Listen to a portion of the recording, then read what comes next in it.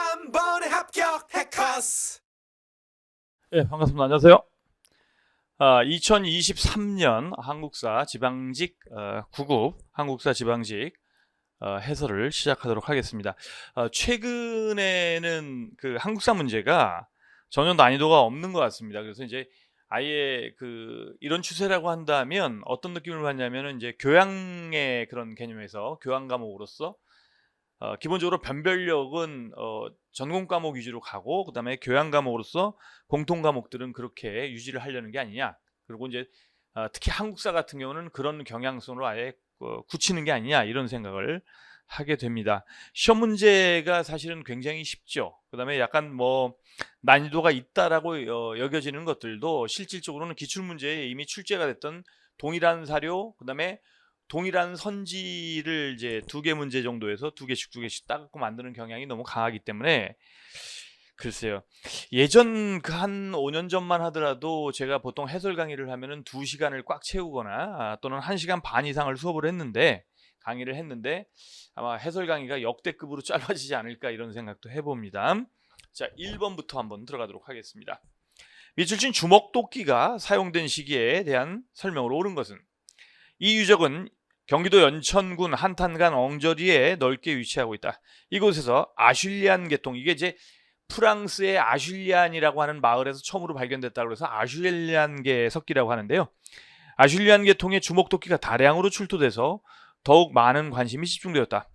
이곳에서 발견된 주먹도끼는 그 존재 유무로 유럽과 동아시아의 문화가 나눠진다고 한 모비우스 학설을 무너뜨리는 결정적인 증거가 되었다. 이른바 모비우스설이라고 하는 것이요, 인도를 기점으로 해서 인도 서쪽에는 이 프랑스의 아슐리안이라고 하는 마을에서 처음으로 발견됐다. 그래서 이제 아슐리안 개석기라고 하는데요. 이런 식으로 이제 양쪽을 가공한 양날 주먹도끼가 발견됐단 말이죠. 그래서 아슐리안 개석기 또는 아슐리안계 양날 주먹도끼.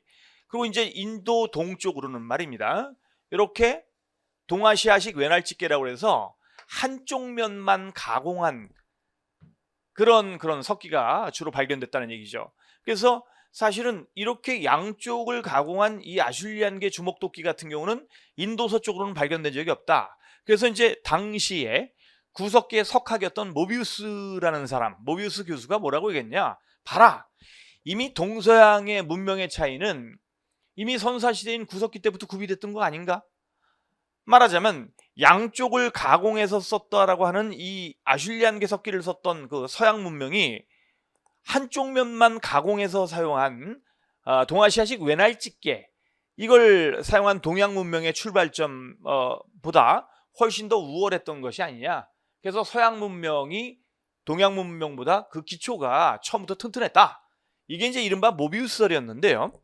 1978년 그렉 보웬이라고 하는 미군에 의해서 발견된 그 연천 한탄강 유역의 이 연천 전곡리 유적에서 얘도 발견되고 얘도 발견되고, 즉 아슐리안계 주먹도끼하고 그다음에 이제 동아시아식 외날집게, 이 2개가 같이 발견됐단 말이에요. 어느 정도 발견됐냐? 지금 의미 있는 유물들만, 이 2가지의 유물들이 3,000가지 이상이 발견이 됐다고 합니다. 이렇게 되면서 뭐예요? 이것이 인도를 기점으로 서쪽에서만 아슐리안 개석기라는 게 발견됐다라는 그런 가설이 무너지고, 사실은 뭐 지역을 막론하고 이런 유물들이 공통으로 쓰였다, 뭐 이런 식으로 해석이 되게 된 것이죠. 자, 이것이 이제 이른바 연천 전곡리 유적이고, 이 연천 전곡리 유적은 그래서 세계 10대 구석기 유적지 중에 하나로 자리매김을 하게 됩니다. 그럼 이게 구석기잖아요. 1. 동굴이나 바위근을 강가의 막집에서 살았다. 이게 구석기죠. 2. 내부에 화덕이 있는 움집이요? 강가나 바닷가에 움집을 졌는데 내부에 화덕이 있다? 일반적인 주거 형태였다. 이거는 이제 신석기 때의 움집이 되는 겁니다. 3. 토기를 만들어 음식을 조리하거나 식량을 저장했다. 이건 뭐 신석기 이후부터 뭐 청동기나 철기나 계속 같은 패턴으로 가는 것이죠. 4. 구릉은 이제 언덕배기를 얘기합니다. 언덕배기에 마을을 형성하고 그 주변에 도랑을 파고 목책을 누렸다. 이거 일종의 방어시설인데요. 이런 방어시설이 본격화되고 나타나는 거는 이제 울주 검단 유적이라든가 부여 송국 유적이라든가 이런 데서 나타나는 청동기 이후의 유적지가 되겠죠. 그러니까 청동기, 철기 이렇게 가는 과정에서 4번과 같은 개념들이 형성이 됩니다. 사실은 요 4번에 해당하는 거는 청동기 때부터 등장하니까요. 청동기 전기부터. 그래서 그냥 청동기로 보시면 되는 거죠. 자, 2번 갑니다. 그래서 1번의 정답은 1번이고요. 2번 가 군사 조직에 대한 설명으로 옳은 것은 고려 정부는 몽골과 강화를 맺고 개경으로 환도했다. 이때가 이제 1270년이 되겠습니다. 대몽항전에 적극적이었던 삼별초는 개경 환도를 반대하고 반란을 켰다.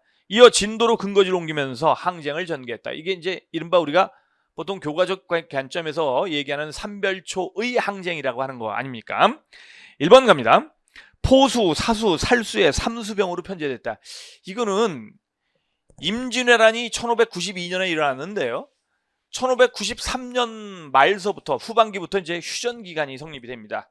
이때 휴전 기간 동안에 1593년 하반기에 척괴강이라는 명나라 장군의 기호신설을 바탕으로 해서 중앙군을 직업군인으로 용병제로 만들었던 게 훈련도감이거든요. 그래서 훈련도감이 이렇게 포수, 사수, 살수의 삼수병제로 구성되어 있다는 거. 2번 윤간의 건의로 편성된 기병 중심의 부대였다. 뭐 신기군 기병이죠. 신복은 보병이고 항마군 마귀를 제압하는 부대라고 그래가지고 이제 승병인데요. 17만 명으로 구성되어 있는 별무반이 되겠습니다. 2번은요. 그러면은 도적을 잡기 위해서 설치한 야별초, 이게 이제 최후가 만들었던 조직이죠. 이 야별초, 그래서 이게 밤야자니까 밤에 도둑을 막기 위한 선봉부대, 별초라는 단어는 보통 이제 여러 그 고려의 군사 조직 중에서 되게 선봉부대를 특별하게 별초라고 부르는 경향이 많습니다. 그래서 야별초, 밤에 도둑을 막기 위해서 만든 선봉부대다 이런 뜻이었는데 이것이 이제 삼별초로 바뀌는 것이죠. 그래서 정답은 3번입니다. 양계지방에서 국경지역의 방어를 맡았던 상비적인 전투부대라고 한다면 주진군이 있죠. 주진군. 대략 주진군이 지금 현재 연구로는 한 5만 2천 명에서 5만 6천 명 사이가 되지 않냐 이렇게 보기도 합니다. 그래서 정답은 3번이고요. 3번 가요.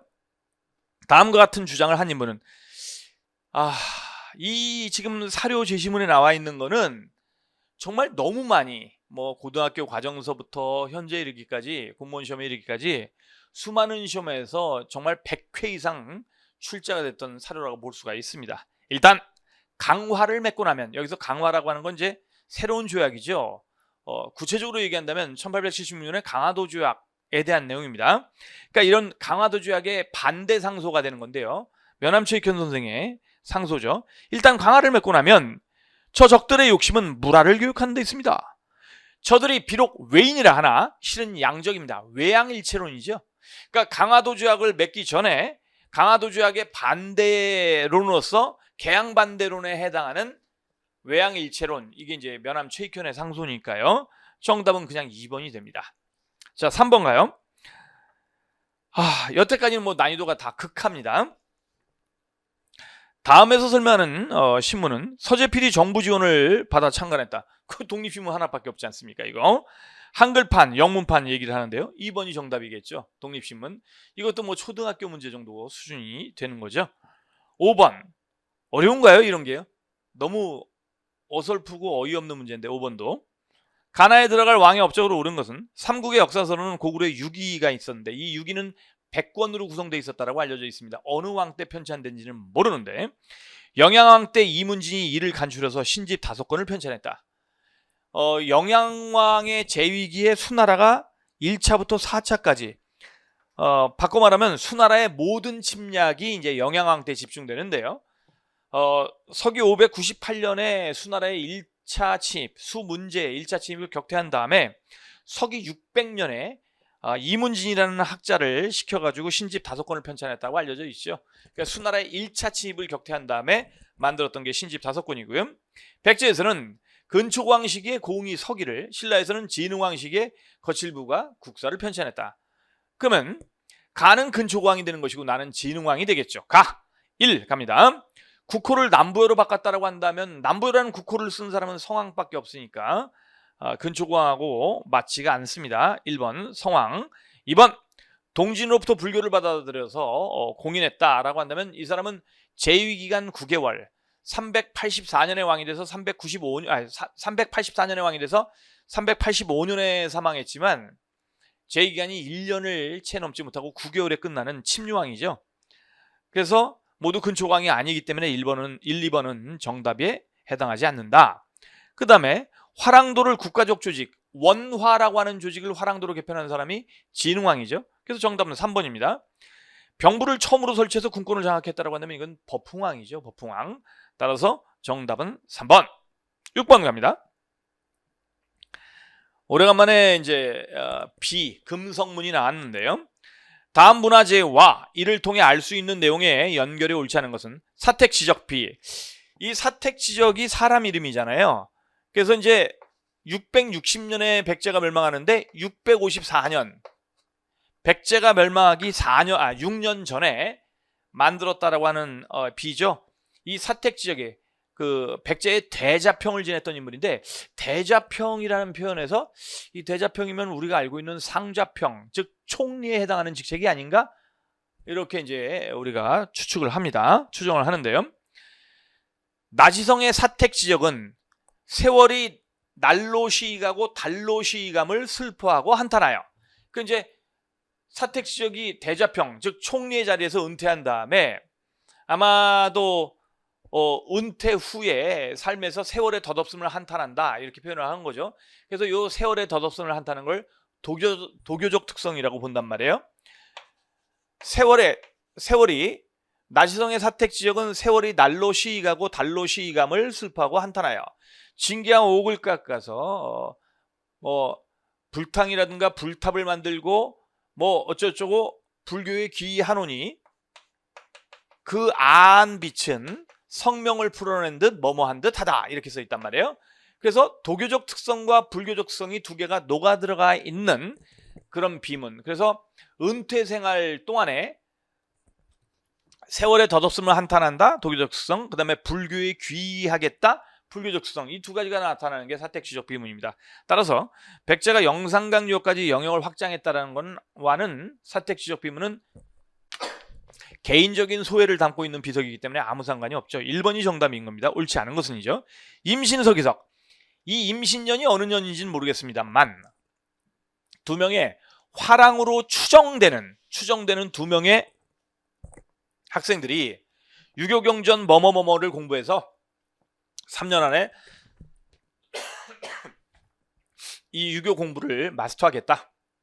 그것이 이루어지지 않을 경우에는 하늘이 우리에게 벌을 내릴 것을 맹세한다. 그래서 셀프 저주까지를 써놓은 거죠. 이게 이른바 임신서기석이죠. 충주 고구려비, 보통 우리가 중원고구려비라고 하죠. 고구려가 5세기 이후에 남한강유역까지 진출했다는 걸 알 수가 있다. 호명그릇. 호명그릇은 그거 아니에요. 1946년도에 최초로 해방 이후에 발굴된 그런 호총이라는 무덤에서 발견됐는데, 을묘년 국강상 광개토지 호태왕 호우십이라고 해서 광개토대왕에게 제사를 모시는 솥단지가 신라의 왕릉급 무덤에서 발견된 거예요. 누구의 무덤인지는 모릅니다.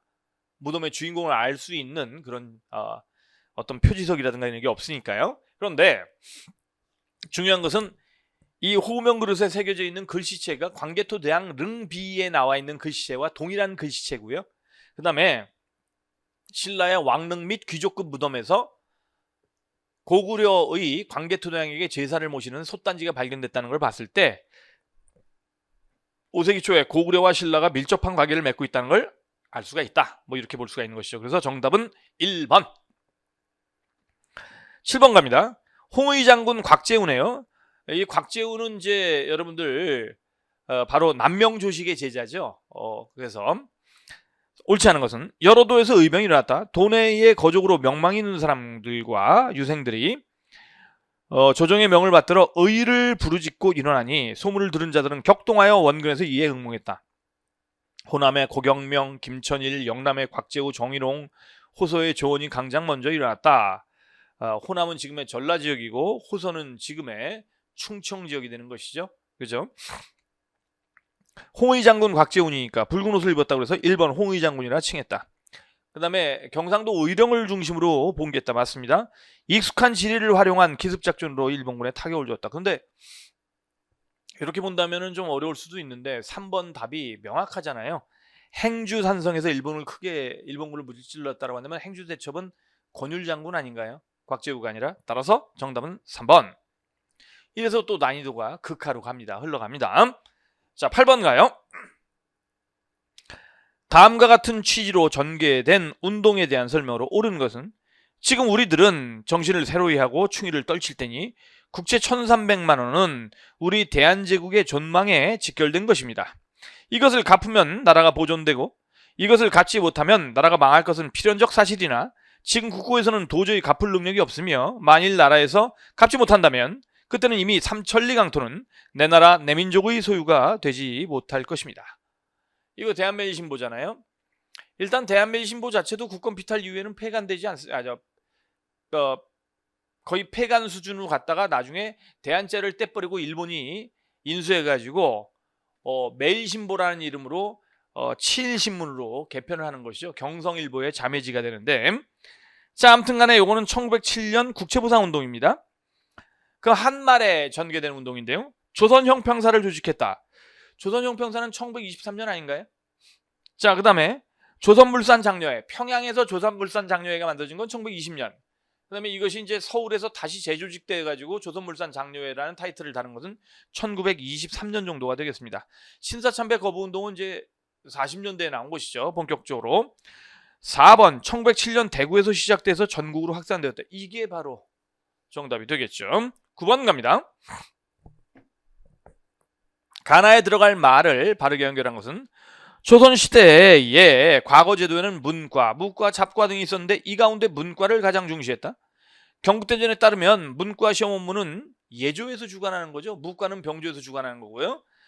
자, 정기시험인 식년시는 3년 단위가 식년 단위니까요. 그러면 예조 3년. 이거는 그냥 네모칸 맞추는 거하고 똑같은 거죠. 정답은 4번입니다. 10번 갑니다. 다음 원칙이 발표된 이후에 있었던 사실로 옳은 것은 조선의 민주 독립을 보장한 삼상회의 결정에 의하여 남북을 통한 좌우합작으로 민주주의 임시정부를 수립할 것. 자, 여기에서 이제 두 번째 단락이 제일 중요한 거죠. 토지개혁에 있어서 몰수, 유조건 몰수, 체감매상 등으로 농민에게 토지를 무상으로 나눠주며 민주주의. 자, 요렇게 복잡한 내용이 들어가 있다고 한다면 이거는 여러분들 좌우합작 7원칙이 되겠죠. 1946년 10월 달에 발표가 됐던 좌우합작 7원칙인데요. 요거 이후에 있었던 사실이 뭐냐 이게요. 자, 3.15 부정선거에 대항해서 사유혁명이라는 건 1960년이죠. 그러면은 10번이 발표된 게 1946년 10월이니까 1960년이라고 한다면 훨씬 뒤긴 하지만 어쨌든 발표된 이유는 맞네요. 2번 반민족행위 처벌법이 공포되었다. 요거는 1948년 정부 수립 이후에 공포가 되는 것이죠. 9월쯤에. 자, 법이 만들어지고 이제 본격화되는 게 10월부터인데 그러면 이건 2번은 1948년이 되겠어요. 발표된 것은 제시문에 발표된 것은 이제 좌우합작 7원칙이 1946년이고요. 3번 재헌국회에서 대통령 이승만, 부통령 이시영을 선출했다. 이것도 이제 1948년도 5.10 단독선거 이후에 나타난 현상인데 임시 민주정부 수립을 논의하기 위해서 1차 미소공동회의예요. 1차 미소공동회의는 1946년 3월부터 일어나서 1946년 5월 달에 와해되고요. 여기에 따라서 이승만의 정읍발언 이후에 좌우합작 위원회가 만들어지는 거 아니겠습니까? 그러면은 4번은 제시문 내에 좌우합작 7원칙에 비해서 그 이전 사실이지 그 이후의 사실은 아닌 거죠. 그래서 정답은 4번이 되겠습니다. 11번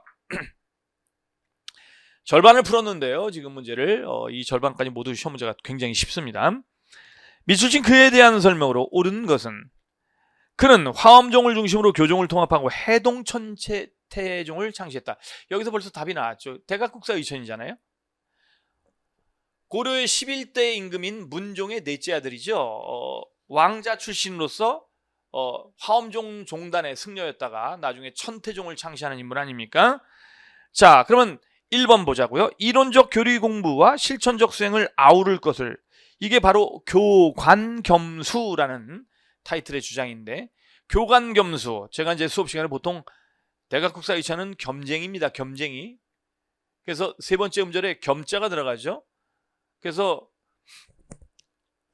내외겸전, 교관겸수 이런 것들도 있고, 자, 그 다음에 성상겸학 이런 개념도 있고 이렇게 해서 겸쟁이라고 하는데 이렇게 외우시면 좀 편할 거예요. 이렇게 얘기한 적이 있었습니다. 1번이 정답인 것이죠. 2번 참선과 독경은 물론 노동에도 힘을 쓰자고 하면서 결사를 제창했다. 이거는 여러분들 보조국사 진울이잖아요. 정예결사. 3번 해동고승전. 이거는 최충원 때 집필됐는데 몽골 침략 이전에 1215년에 각훈이라는 사람이 집필한 것이죠. 해동고승전. 백년사를 결성해서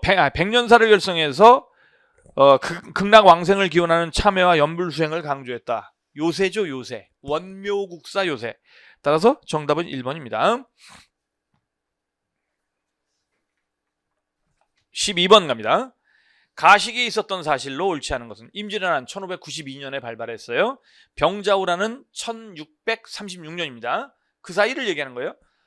자, 병자호란이 인조 때 일어났으니까 1번 인조 반정이 발생했겠죠. 그 사이에 가시기에. 그 다음에 영창대군이 사망했다. 이것도 이제 여러분들 영창대군이 광해군 제위기에 결국 선조의 아들로서 적자로서 사망하는 거 아니겠습니까? 맞네요. 그 다음에 3번 강홍립이 후금에 항복했던 것이 이제 부차전투에서 광해군 때에 결국 항복하게 되는 것이죠. 그러니까 1, 2, 3번은 다 가시기가 맞아요. 청해 인질로 끌려갔던 복림대군이 귀국했다. 참 어처구니가 없죠. 병자호란의 결과 삼전도에서 인조가 항복을 하고 그래서 결국 소현세자와 복림대군이 끌려가게 되는 것이고 그 다음에 소현세자가 사망하니까 돌아왔던 소현세자가 사망하니까 둘째 아들인 복림대군을 귀국시킨 다음에 세자로 책봉하고 결국 이 복림대군이 효종이 되는 거 아니겠습니까? 그러면은 4번은 병자호란 담이 돼야 되는 것이죠. 그래서 정답은 4번입니다.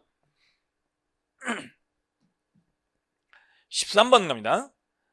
여름 휴가를 맞아 강화도로 답사여행을 떠나고자 한다. 다음 중 유적지와 주제의 연결이 옳지 않은 것은 1. 외규장각. 요거는 이제 외규장각을 정조 때부터 규장각을 만들면서 이제 외규장각이 강화도에 입지하게 되는 것이죠. 주제 동학노민운동 아니죠. 이거는 병인양요 해갖고 병인양요 때 외규장각 도서가 이제 약탈당했으니까 그렇게 가야죠.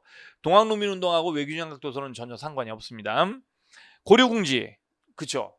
고려가 이제 강화도로 천도를 한 다음에 몽골 항쟁을 이어갔기 때문에 대몽항쟁. 고인돌 강화도의 고인돌은 세계 문화유산 중에 하나죠. 청동이 문화를 알 수가 있는 것이고요. 광성보 하면은 이제 1871년 어제원 장군이 여기서 이제 장렬하게 전사하고 숫자기를 빼앗겼던 신미양요죠. 따라서 잘못된 건 1번입니다. 14번 가요. 이 문제도 좀 어처구니가 없이 쉬운 문제인데요. 조선시대 붕당의 상황에 대한 설명으로 옳지 않은 것은 선조대 사림이 이제 동인과 서인으로 분열되었다. 이거를 을해년에 붕당이 나눠졌다. 그래서 을해붕당. 을해년에 처음으로 붕당이 나눠졌다. 그래서 을해붕당 또는 을해분당 뭐 이런 식으로 표현을 합니다. 예? 그러니까 1번 맞고요. 광해군 때 북인이 집권했다. 맞습니다. 인조 때에는 인조 반정 자체가 서인이 주도한 거 아닌가요? 그러니까 이제 서인이 다수파가 되고 남인이 소수파가 되는 식으로 권력을 분점했던 것이죠. 남이 정권을 독점했다라고 한다면 이건 숙종 때의 기사환국 이후가 되겠습니다. 그러니까 3이 정답이죠. 인조대는 이런 사실이 없어요. 그 다음에 숙종대의 붕당 정치의 변질로 인해서 서인 내부의 분열이 일어나서 송시열의 노론과 윤증의 소론으로 갈라지는 것이죠. 그러면 뭐 정답은 3번입니다. 15번 가요. 너무 간단한 문제죠. 조선 세종대에 있었던 사실로 옳지 않은 것은 갑인자. 제가 세종이 우리나라 역사 조선시대 왕 중에서 가장 갑인 사람이니까 갑인자 세종. 그 다음에 육조직계제를 후반부 제위기에 쓰면서 개미처럼 일했다. 그래서 태종개미자 이렇게 외우라고 한 적이 있었는데요. 자, 갑인자 맞네요. 화통도감이라고 하는 건 이거는 고려 말에 우왕 때 최무선 때 아닌가요? 그래서 이 화통도감을 바탕으로 해서 화포를 주조하고 1380년 진포대첩에서 이제 이 화포가 활용되는 것이죠. 그러니까 2번은 고려 말이 되니까 이게 2번이 정답이죠. 칠정산 세종 맞고요. 간이를 만들어서 천체를 관측했다. 이것도 세종이 맞죠. 그래서 정답은 2번입니다. 자, 16번 가요.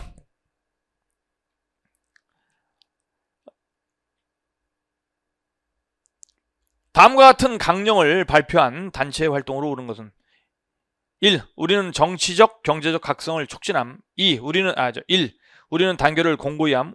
1. 우리는 기회주의를 일체 부인함. 1927년도에 창건돼서 1931년도에 해소되는 신간의 강령이죠. 신간의. 그러니까 이것이 이제 신간의 강령이니까 1. 조선 밀립대항 기성회가 창립되었다. 아무 상관이 없고요. 파리 강화의 대표를 파견했다. 한 것도 아니고요. 60만 세 운동을 사전에 계획했다라고 한다면 이거는 뭐 조선학생 과학연구회 이런 단체들이죠. 광주 학생 항일 운동이 1929년에 일어났는데 여기에 조사단을 파견한 게 바로 신간의 활동이 되겠으니까 정답은 4번이 되겠습니다. 17번 갑니다. 이 사료도 너무 흔한 사료예요. 기출문제에 굉장히 많이 나와 있는 사료가 되겠습니다. 다음 글을 쓴 인물에 대한 설명으로 옳은 것은 사실 신비주의적 신의사관이 강조되는 게 이것이 강조되는 책이 이제 충렬왕 때 집필됐던 삼국유사.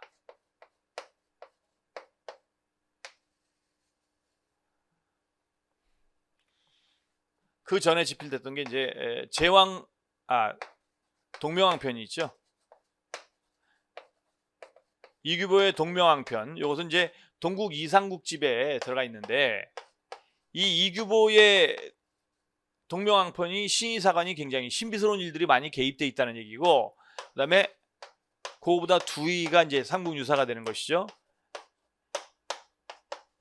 그래서 삼국유사 기편에서 이제 신비스러운 일들을 많이 담아놓고 있는 것이죠. 자, 그러면 갑니다. 세상에서 동명왕의 신이한 일을 많이 말한다. 지난 개축령 4월에 구삼국사를 얻어서 동명왕, 이게 동명왕편을 얘기하는 거 아닙니까? 자, 그러면은 이규보예요. 이규보. 최신무신 정권의 가장 활동 영역이 많았던 인물이죠. 그러면 1번 가자고요. 사실의 기록보다 평가를 강조한 강목체의 사설을 편찬했다.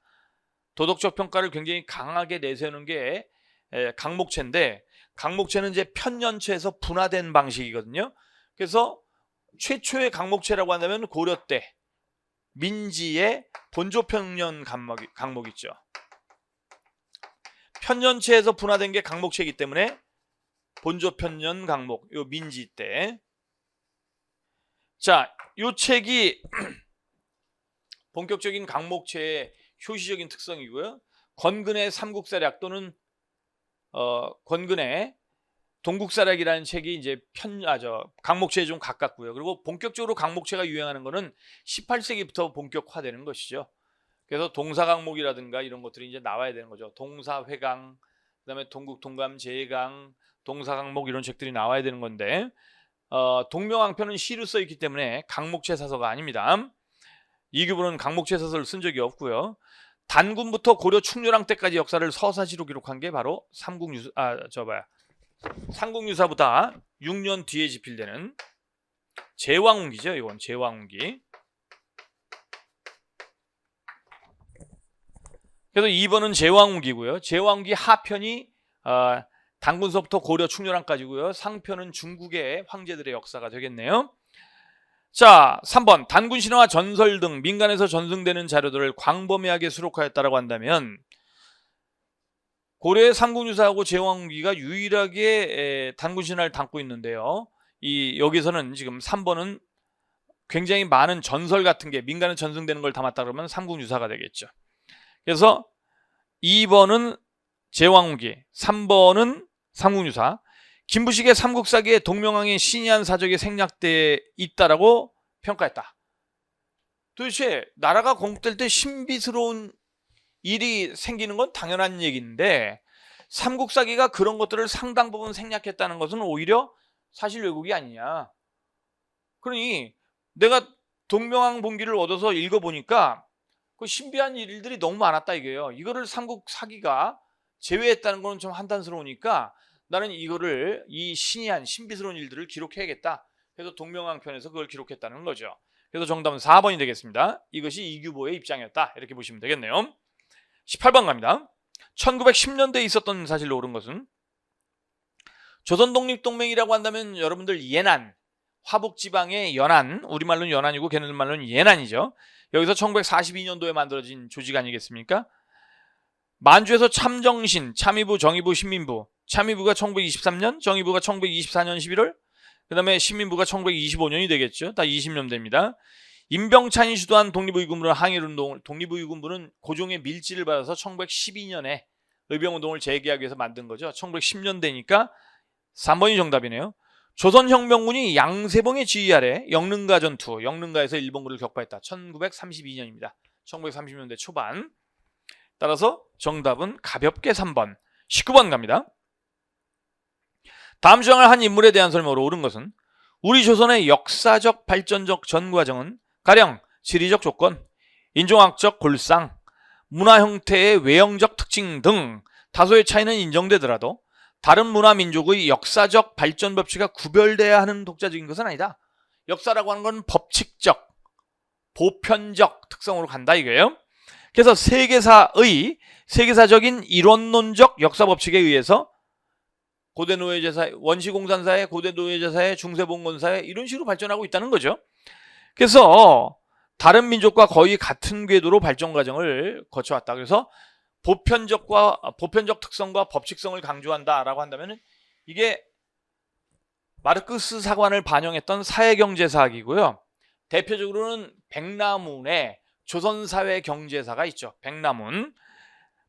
1번 민족정신으로 조선의 국혼을 강조했다. 이건 민족주의사학으로서 박은식이죠. 박은식의 한국통사서문에 이제 조선 국혼을 강조했죠. 민족주의사학을 계승해서 조선의 얼, 이게 5,000년간 조선의 얼이라고 하는 이름으로 연재를 했어요.